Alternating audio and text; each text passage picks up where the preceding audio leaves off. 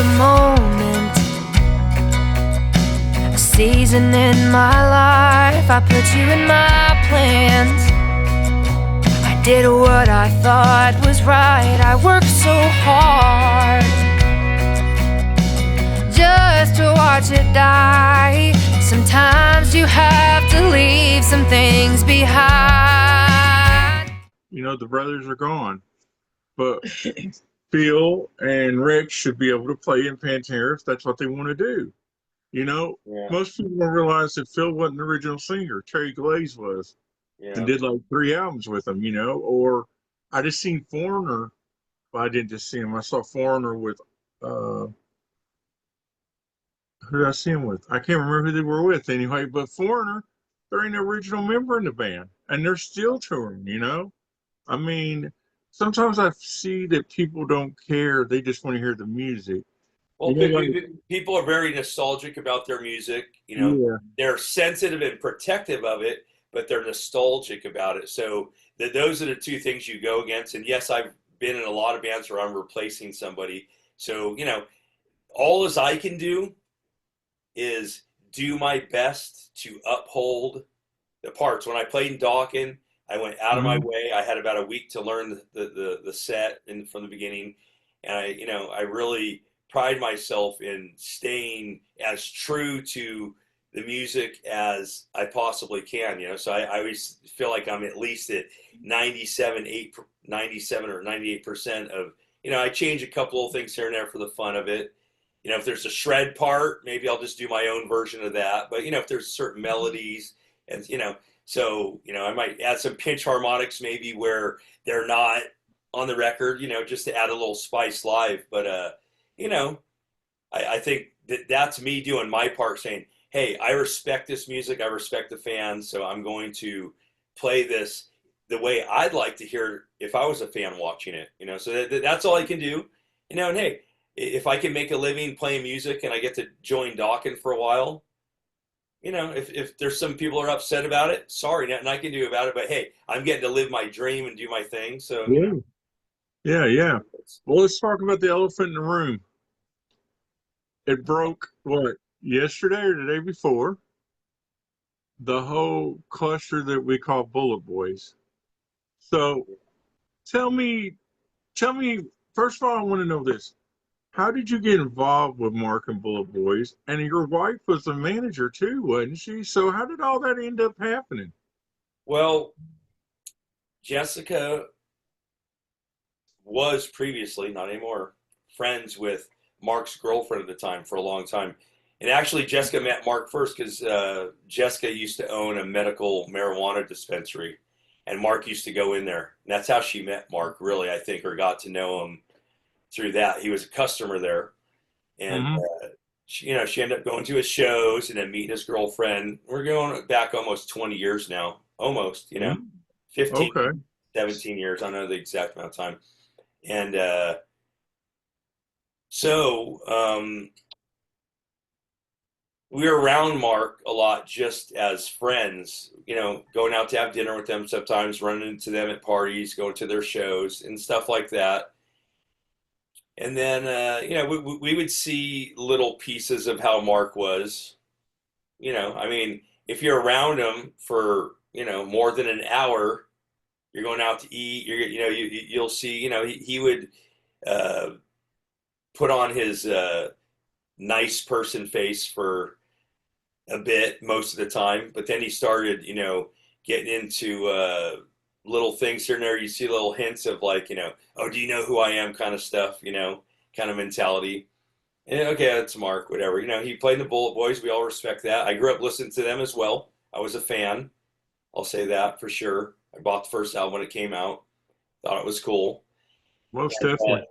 Yeah, and then, all these years later, we were around when the original lineup got back together, so Mark's girlfriend at the time was calling Jessica and talking about the whole thing because she was kind of managing a band at the time. Mark's girlfriend, I won't mention her name, and she would call Jessica for advice here and there and stuff, because Jessica's really good, business-minded person. And as a matter of fact, at that period of time, Well, I'm not going to get into that. We'll leave that aside for now. But when the original lineup got back together, we were watching what was going on. It was right before the pandemic, and then the pandemic happened. And as things were opening back up, they started to play some shows. We went to their house a few times, Mark and his girlfriend, and some of the guys were there, the original members. And I had met them all before. I knew them all. And, they'd be over in the corner talking. It seemed a little heated. A couple times I saw, like, okay, well, that looks like fun. Not, whatever. Just, band stuff's always, intense. And then when we heard that the original lineup quit online on Facebook Live, we're like, uh-oh. And at the time, Mark had asked me a few months before that to do a side project with him. He heard some of the music I was doing in the studio. So we got together and worked on a couple of songs. So we were kind of gently working on a side project. No, there was no deadline on it, and it wasn't, a heated thing. We were just, occasionally getting together and working on some stuff. And then when that happened, when the original lineup quit, Mark called me up and said, "Oh my God, F the Bulletboys. I'm done with this. I'm over it." And actually, I got to back up a little bit because it was in December. They had a show at the Whiskey, and none of the guys showed up for the show. So Mark called me and said, "Oh my God, these guys are not flying in to do the show.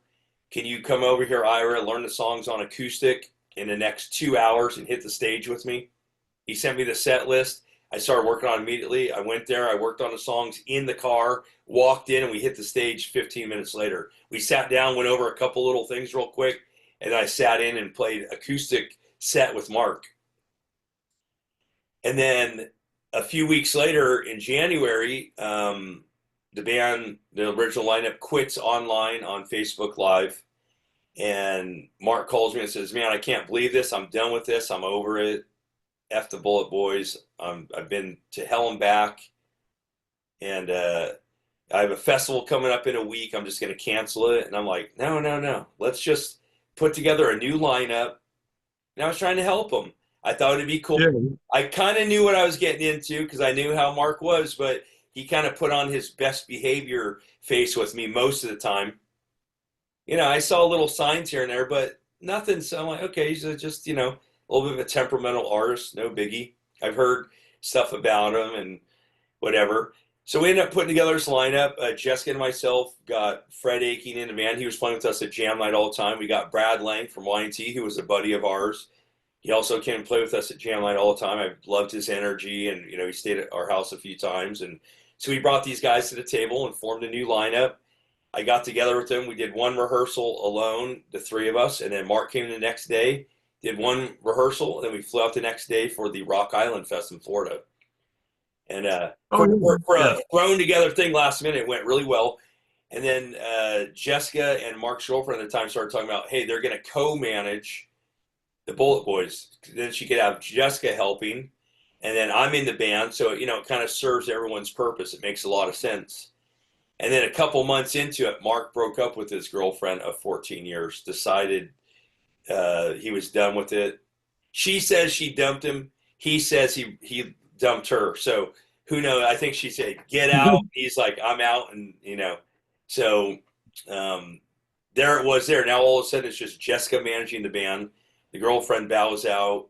And now we're dealing with it, And now we're on the inside with Mark and just dealing with the multitude of personality issues that he has, So it was man, we've never been tested like that. That was, definitely one of the hardest bands I've ever been in terms of dealing with a single person's personality. Very, very. Well, what made you stay, man? I mean, you were there for quite a while. Why did you stay? Did you? Well, I mean, on a level like Mark.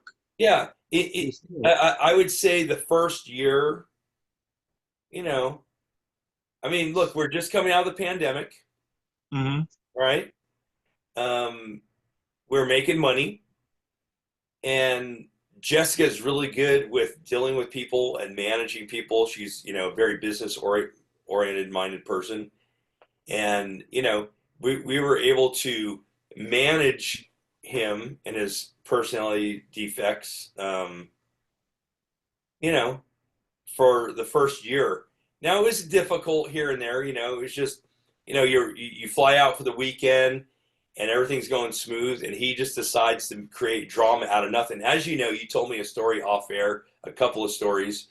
So you know how he is. It's like, dude, it's the music business. Just go there, play your show, meet with some fans, collect your money, move on, right? It's easy. It's simple. Just do your job. But, you know, if there's not the right food there for him, and I can relate, I'm vegan, so I'm like, hey, you know, but he, you know, goes off the deep end to a level where it's just like, do you know who I am? I'm a legend, all this stuff. So now we're having these 2 hour long conversations on the phone with him, you know, about how he never gets enough and all this. And we're just trying to help him. It was a little bit codependent, I think, for the first year because, you know, we were just trying to help him. You know, he was playing the part of being a victim mostly. So that kind of sucks you in. You know, I'll say that. I wish there was cameras rolling the whole time all the stuff went down because it's so hard to explain. You know, it's like when you come out of a relationship that was so dysfunctional and so over the top, you know, has major psychology issues going on. You know, it's you kind of get sucked into this thing. You know, it's like, okay, once you commit to something, that's how I am too. Once I commit to something, okay, we're going to figure out how to make this work. You know, because relationships take work. So that's kind of what was, that's where it was with it. But then there's, you know, certain things happen that go over the line, and you kind of go, okay, there's one check mark. And once we hit a certain amount of those check marks, we're done. So about a year before I left, I came back from a weekend with them, and I just told Jessica, I said, man, I can't do this anymore. I can't be around this person, not my kind of person.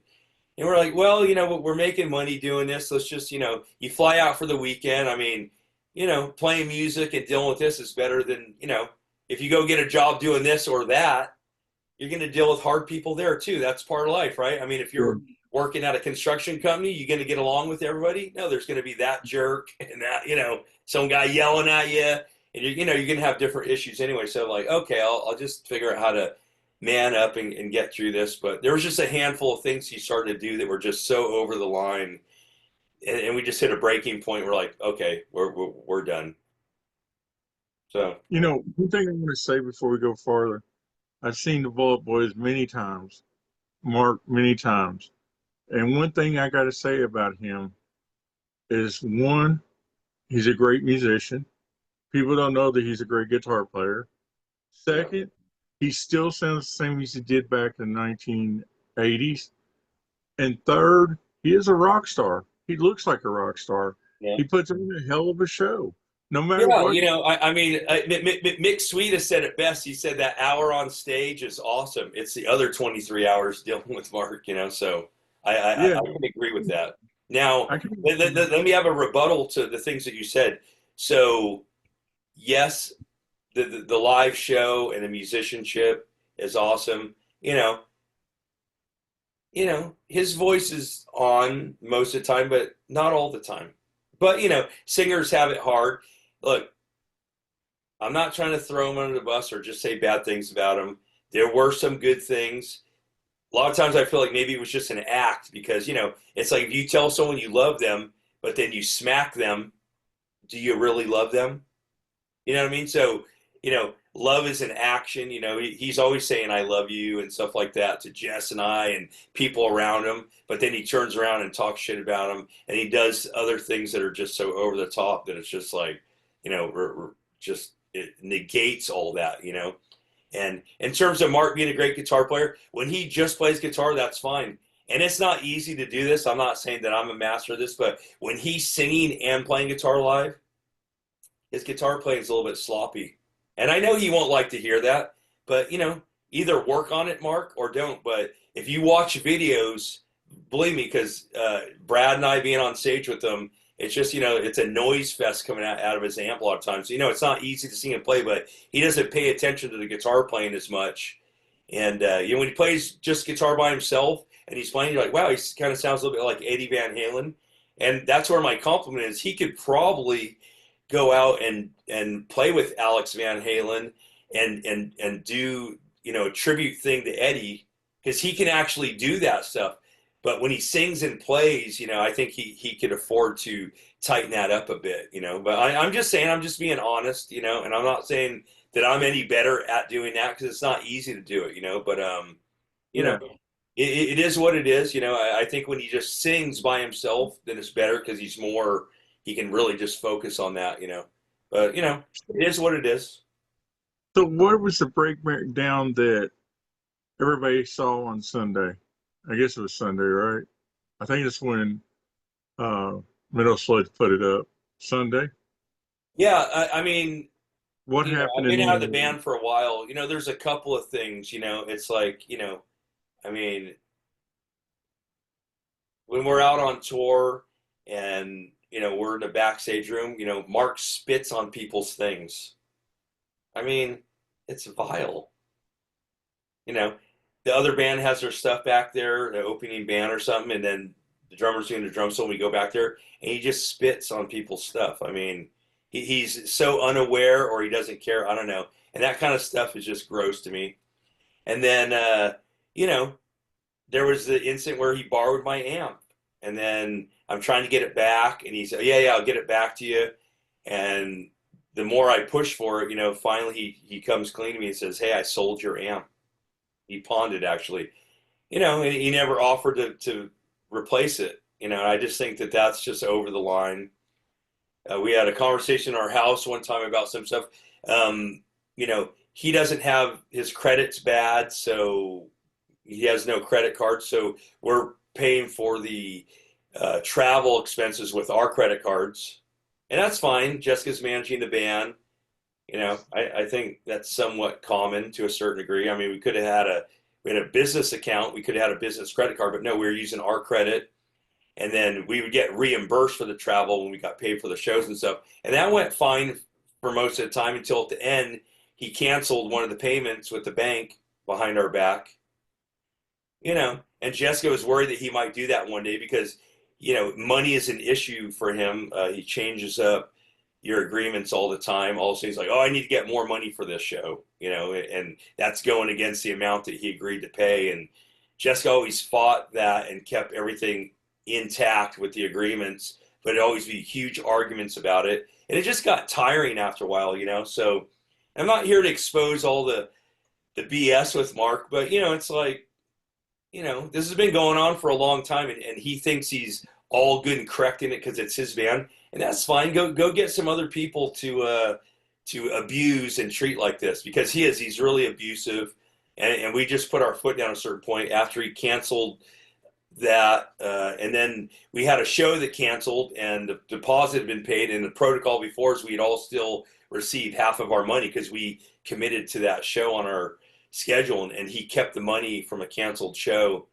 and you know, didn't give us our agreed upon percentage, and Jessica as well. And there was another incident where Jessica got 4 albums taken down off the internet that Chavez Records owns, because Bill Chavez and his wife passed away, and Jessica was supposed to get her 10% management fee, and he never paid that. He said, "Oh no, I'm only giving you this amount," and it was less, even though it was an agreed upon. It was discussed too. It wasn't just assumed that she was getting 10%. It was agreed upon ahead of time. And then he said, "No, I'm giving you less," and then he never paid the lesser amount either. So really, you know, he's just a scoundrel when it comes to business. You know, it's like, you know, business should be done straight. If he was out there in the real world, he'd be getting sued. He'd be getting canceled. His Better Business Bureau profile would say he would have a terrible rating, and no one would want to work with him. If he went to get a musician, and say he was getting a union-based musician, and they looked up his credit rating, his BBB rating, they go, "Wow, this guy's not credible." So, you know, we have to put that out there, because in the world of music, you know, it's kind of the professionalism and level of respect in the business world is mostly word of mouth. And unfortunately, a lot of times when someone leaves a band, they get fired, they have a disagreement. A lot of times they come away saying, "Oh, we, agreed to not to agreed to not agreed to disagree," or we wish him the best. We have mutual. We're splitting on mutual terms. When a lot of times, there's a real story behind there. And at this point in my career, I just don't give a anymore, because you know what? I've done it all. And it's like, I have been screwed over many times because I have a good-natured heart, and a lot of the verbal contracts have been made. And I'm going to start exposing it. Actually, I do have my own podcast. I just came out with the first episode's come out in a few days. It's called House of Rock, and I'm going to be telling some of these stories. I go into depth also about the Bulletboys story on the first episode of that, and so it's time to take the gloves off and just let people know what's really going on out there, because why not? It's my story, my side of the story I'm allowed to tell, because it's my story. It's my experience. So I'm going to tell people what's up from now on. Yeah, by the way, Bill and Lori both passed away in the pandemic from Chavez. And, he was a partner of mine on Rocklahoma. Oh, But yeah. Sorry, man. Bummer. I forgot that he'd done a Bulletboys album, to be honest. I forgot that album even came out from Phil. Yeah. But did you know Lonnie was coming back? Lonnie Vincent? Did you know he was coming back to Bulletboys before all this happened, or what? Mark kept mentioning a lot, especially near the end. Oh, I've been talking to Lonnie. He really loves that we're out there, what we're doing, and we're out there kicking ass and all this. And he really wants to come back. We should have him play on a song. And Mark also told me some things about Lonnie that I might expose eventually. But if people knew this information, and it's a bummer, because I like Lonnie, but Mark revealed some stuff to me that I'm surprised he brought him back into the band, because it is pretty inflammatory. It's pretty low. Most people get canceled for this kind of thing, and maybe I'll expose that at one point. He was the first interview I ever did. It was at Lonnie Vincent. It was Lonnie and Mark, actually. It was at the Toy Tiger in Louisville, Kentucky. And the first live interview I ever done was Lonnie Vincent with Mark backstage. And I did talk to Lonnie later on. I can't remember. It might have been during the pandemic. I can't remember. But I did talk to him and do an interview with him. And for me, that was like full circle, because I've been doing this since 92, 93, somewhere around there, Wow. So, I just thought it was weird, I'd seen, there's a picture come up of the Bulletboys. Was it did they play M3 this year? No.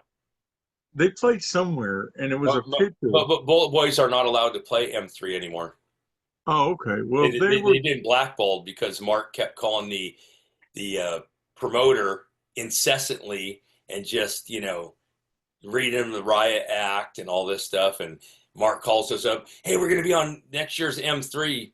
And then Jessica was working with ARM, and the owner of ARM called Jessica and said, so Mark calls us, "Oh, we're getting on M3 next year." And then 20 minutes later, we get a call saying, "Yeah, you guys will never be playing M3 again," because Mark won't stop calling the promoter, and he just blackballed the band.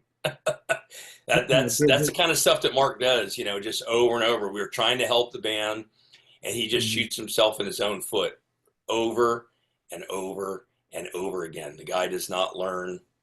So, it is what it is. Now you're playing with a new band, right? Well, I have a couple of new projects. Well, I have a couple of things going on. So I'm playing with the Dio Disciples. Mm-hmm. And, I love the guys, Simon and all of them. We just did the festival run over in Europe last summer with Joey Belladonna and Oni Logan singing. Bjorn England on bass, Scott Warren on keyboards, Simon Wright on drums, and myself on guitar. we're doing the Rock for Ronnie coming up for Stand Up and Shout Cancer Foundation that Wendy Dio runs. And we're playing at the Gene Autry Park in Burbank on May 18th. And then I've rejoined Vio-lence. So I stepped out of the band for about a year. So I'm back with Vio-lence now. And we're playing April 10th in Las Vegas, April 11th in April 10th in Las Vegas at the Backstage Bar and Billiards, April 11th at the Terragram Ballroom in Los Angeles, and then 2 days later we fly out to the UK for a week's worth of shows, and then we're over on mainland Europe. We're playing the Keep It True Festival in Germany. And then we're into Spain for about 6 shows, and then Portugal, and then final show on the tour is in Bahrain. Maybe adding Tel Aviv to the end of the tour. I don't know if that one's confirmed yet, but we're definitely doing Bahrain, and I'll be home May 11th. Awesome. And you said you had your podcast. When's that? You said it's going to be the first episode when?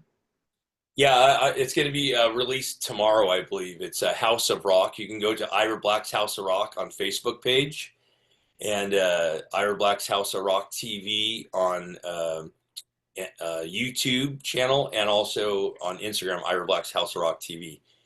And then I should also mention a couple other things I'm doing. I do also have a new band that I'm working with. Last year, this time, Bulletboys was touring in England. We did a 2-week tour over there, and we had a band on tour that's called Garden of Eden, and that was Dan Crenshaw's band from the 80s. He had Steve Unger from Metal Church on bass, my friend. Steve Unger. And nice. Dan Crenshaw and I have a new project. His last name's Crenshaw, Dan Crenshaw. So we started a new band called Crenshaw, and it's going to be a hard rock project. We've already started writing some songs. He's going to be here in a few days to sing on some songs. We're going to shoot a music video and do all kinds of stuff. So that's a new project I'm working on. And then I also have 2 studio projects I'm working on. And one's called Lobotomy. It's Feline and Felice Lobato. They're 2 lovely ladies that one sings, one raps. They're sisters. They're out of Colorado, and I put together an album for them. So I'm playing guitar on it and wrote all the music, and they wrote all the words and everything. And the album's already been recorded. 5 of the songs have been finished, and I'm continuing mixing and producing that. And then I have another project I'm working on called what's that one? Well, it's Chasing Light is the name of it, but the singer's name is Helena Harris. She's an 18-year-old singer here in Las Vegas. Her and I collaborated on 5 songs together, and they're just about done being mixed, so that's really cool. And then the final band that I'm actually in is called Room 13, and this is with Mario Ponson, and we have Gary Gerkstreichen, if I'm saying his last name right, on bass, and then we have Sven Van Laren on rhythm guitar, Mario Ponson on vocals, Lonnie Pasillas, a good old friend of mine, on drums, and myself on guitar. And that's a Belgium-American-based band. 3 of the members live in Belgium, and Lonnie and I live here in the States. And we're performing at the Alcatraz Metal Fest in Belgium, August 7th, 8th, 9th, and 10th. We'll be performing there. And here's an awesome piece of news. Like I said earlier on, I'll be revealing this in at the Alcatraz Metal Fest. Jessica, my fiance, and I will be flying out to get married at the festival. So they have a choir and a whole thing set up. If you're fans, or if you are familiar with my proposal, Jessica was on stage with Korn at that same festival, the Alcatraz Metal Fest, in 2017. So now we're flying back out to get married at the same festival. That's amazing, man. Well, thank you. I'm glad you're doing well. And like I said, I've seen you play where I live with the Bulletboys, and somebody brought it to my attention that was on Metal Sludge, and I figured, hey, I'll just reach out to you and see if you wanted to talk. If people want to reach out to you, to sign something, because the guitar thing you're doing with kids or anything, how's the best way for them to reach out to you? Well, you can go to guitarsforkids.com or just search it on Google. And what I say is I have the kids go onto the website, and then it says enter your email address, and then you write me a letter. Some people jokingly call me the Guitar Santa. So basically, you're going to write me a letter and tell me why you want a guitar, and that's very, touching to the heart, to get these letters and hear why kids want guitars, because, it really helped me out in my life when I was a kid. So that's one way. And of course, they can have their, I prefer to have them have their parents be involved in that to help out because, we will be sending guitar out to the address and stuff. So, we have to keep everything, it's easier to deal with the parents, and it just makes more sense, obviously. And then if people want to reach out to me about, getting pics from me or signed stuff, they can always reach out through my Instagram page, the Ira Black official Instagram page. My wife, fiance, soon to be wife, manages that page for me. I'm on there too as well, but she really gets into the messages and reads everything that's going on. So she's always sending pics out and signed stuff for people and stuff. So that's the best way to reach me is through the Instagram page.